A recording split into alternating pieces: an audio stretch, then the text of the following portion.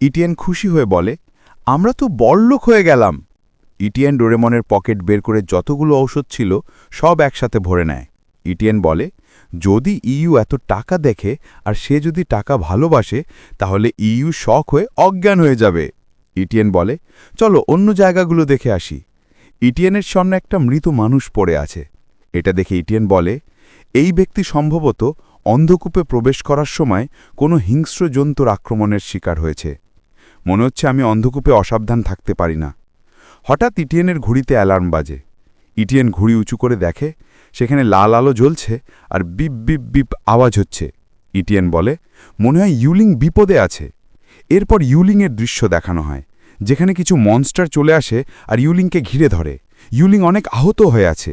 ইউলিং ইটিএনকে ডেকে বলে, তাড়াতাড়ি আসো, সামনে অনেক গবলিন মনস্টার দেখা যায়।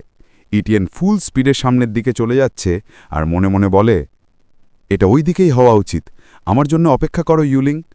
ইটিএন এক বিল্ডিং থেকে আরেক বিল্ডিংয়ে লাফ দিয়ে চলে যায়। 4তলা ঘরের সামনে চলে আসে।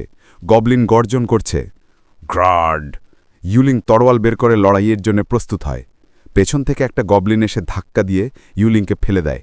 ইউলিং উঠে দাঁড়িয়ে দেখে সামনে একটা বড় গবলিন লাঠি নিয়ে দাঁড়িয়ে আছে। ইউলিং শক হয়ে যায় আর চোখ বন্ধ করে বলে, ইটিয়ান। ঠিক তখনই ইটিয়ান এসে এক লাথি মারে গবলিনকে উড়িয়ে দেয়। ইউলিং শক হয়ে যায়। গবলিন ছুটে গিয়ে দেয়ালে আঘাত খায়।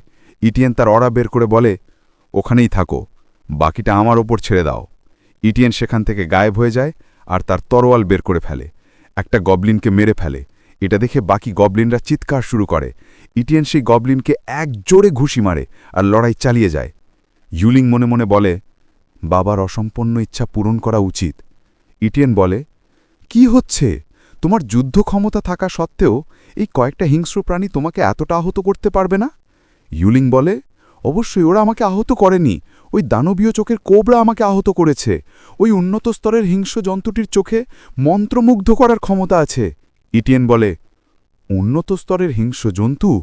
ইউলিং বলে, আমি গোপন কৌশল অবলম্বন করে পালিয়ে গিয়েছিলাম, কিন্তু কখনো ভাবিনি যে পালানোর সময় তাদের অতর্কিত আক্রমণের মুখোমুখি হব।